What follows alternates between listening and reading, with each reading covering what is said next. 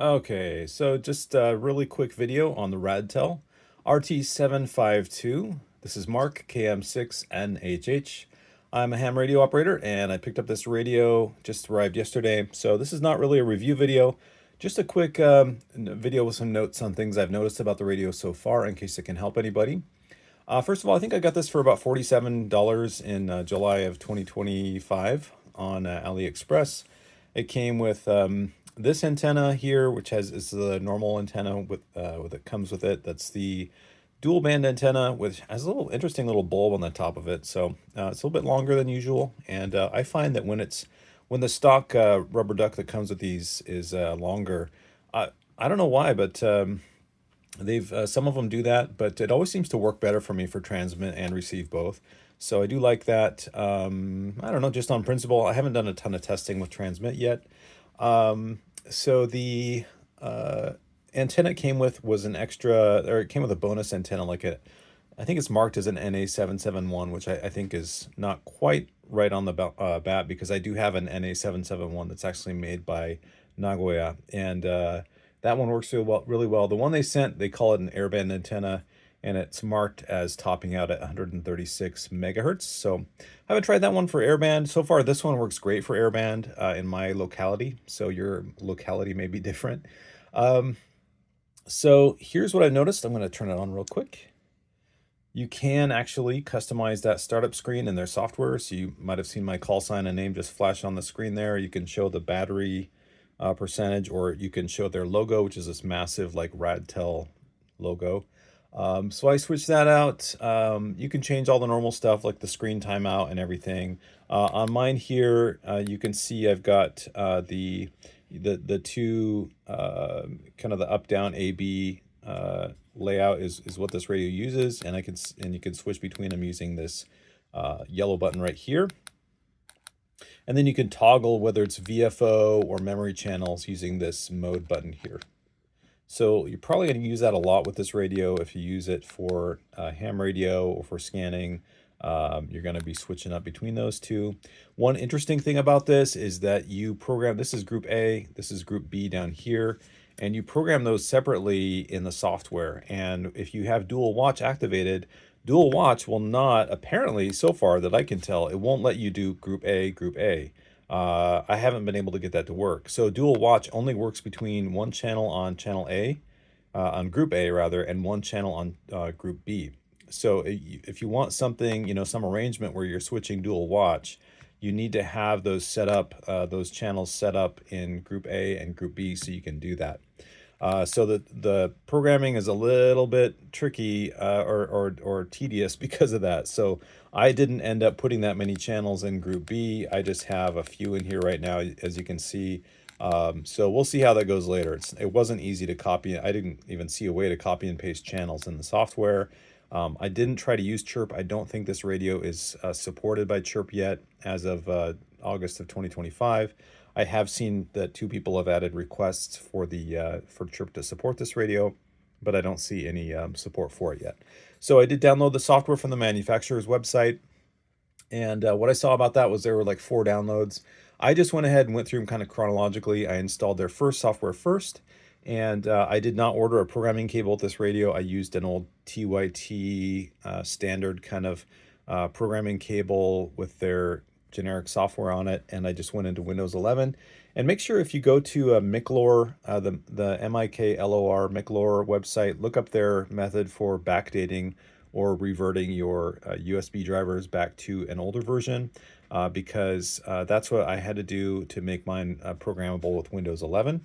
So I backdated the driver for the USB cable, and then I plugged it in, and then plugged the radio in, and was able to read from the radio.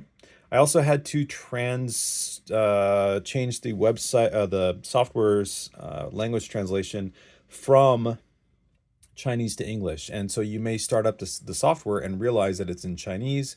You're going to look for a menu item. It has one menu item under it, and the menu item is settings. I can read a little bit of Chinese, so I saw that and switched it over myself. But you may want to go to Google Translate and look up the word for settings, so you can see that inside of the software menu, and click that, and you'll open that up, and you'll see the word English in there when you click on the settings. So you can click English and then click OK, and it'll translate the interface back to English for you. So I loaded that up and got the radio set up with that first software, and then I installed their second, which I think is marked on their website as including Russian software. I also grabbed their firmware updater. And here's the thing I noticed about this. I wrote the memories to the radio, then I installed or updated the firmware later, and their firmware notes say that it includes some kind of channel save fix. And I'm wondering if I didn't get that fix with the first memory write, because what happens when I scan, if you can see this, is the scan seems to go in a strange order. If you look at this, I can't tell if it's just going really, really fast, like faster than any Chinese handheld radio I've ever seen in my life. It does seem to scan reasonably well. I just can't tell if it's trying to go in order or what. So I'm wondering if it was written to the EEPROM memory in here in a strange order, and that's what they fixed in the firmware later. But as you can see, the scan doesn't quite go in a given kind of numeric order that you can watch on the screen. So that's a little bit strange to me. I'm just going to stop the scan there. You will have the opportunity to program this third button here, right here. That's my scan button now. Otherwise, you do have to go to menu, and then you've got to go all the way down to scan to start the scan. Now look at this menu. This is kind of interesting. What they've done here is they've crammed every single menu item into this long, long menu. So going through all those, you can see we've got, what are we at, 50s now? Okay, so you've got basically 55 menu items that you can go through, and you're going to end up memorizing a couple of those if you use this radio a lot, I can just tell.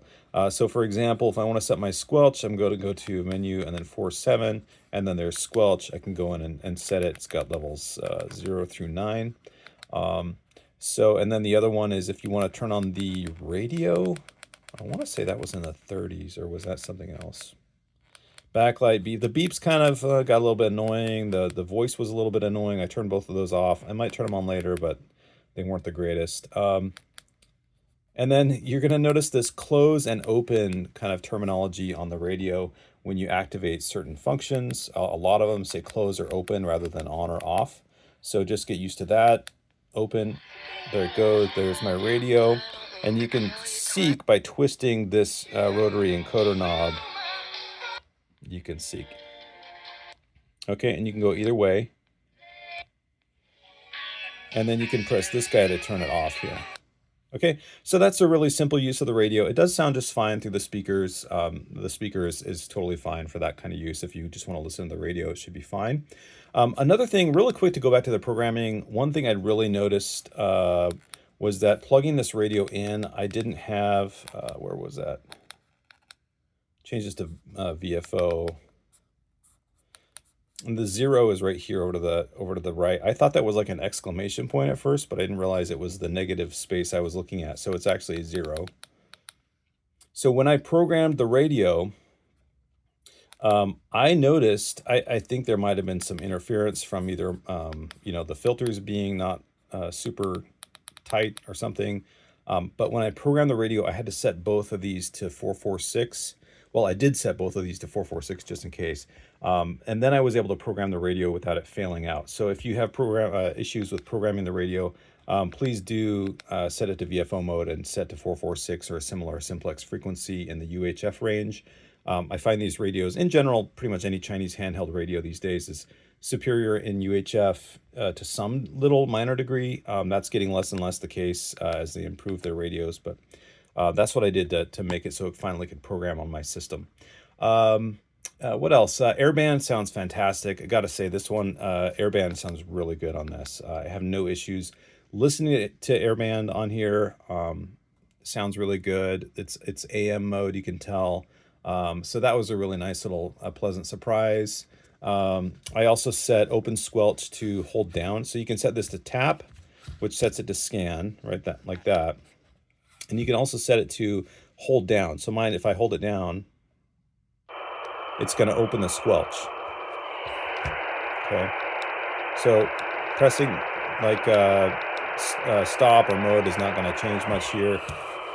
If I tap this again, let's see, did I just activate scan?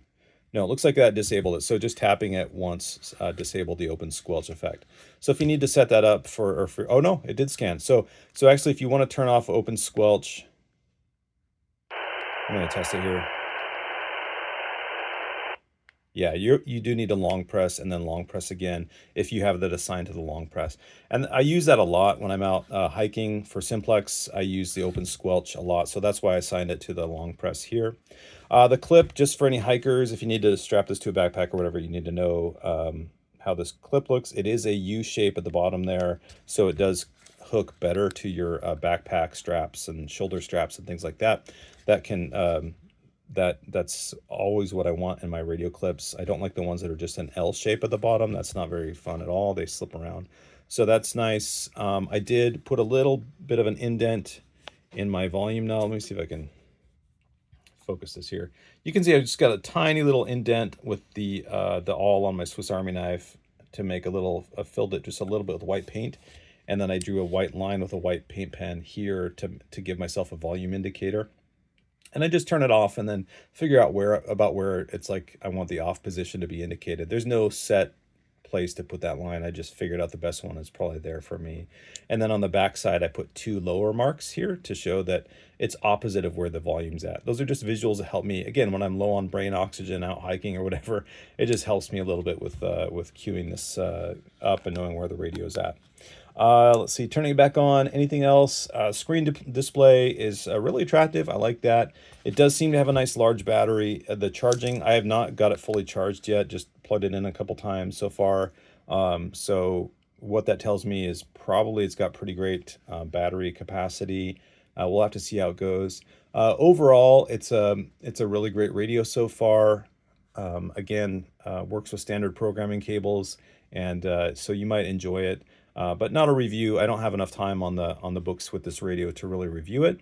But in case this can help anybody to know about the radio, it's a really good one. Sorry, I've had it on its side the whole time, but that was just for so we could fit it better in the little landscape mode here, and so you could see the whole radio. But overall, really cool little radio so far. I do like it. Glad I got it. And I would say that if anything here turns you off, keep in mind that this kind of radio right now in this market is probably more for intermediate advanced users. This particular model, I don't know if I would recommend for a beginner user at all.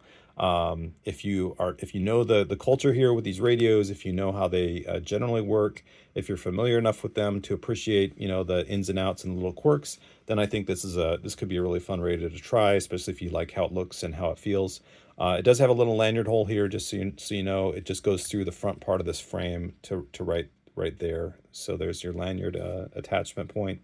It does have a little bit of a flashing light here to show that it's working in different ways. It does not have a flashlight. If you're interested in the flashlight, it's just a USB charger there at the bottom. And sometimes I like the flashlight because it helps me see or be seen when I'm hiking. It can be really handy. But the green flasher and the screen can also serve as a little bit of a flashlight if you need to.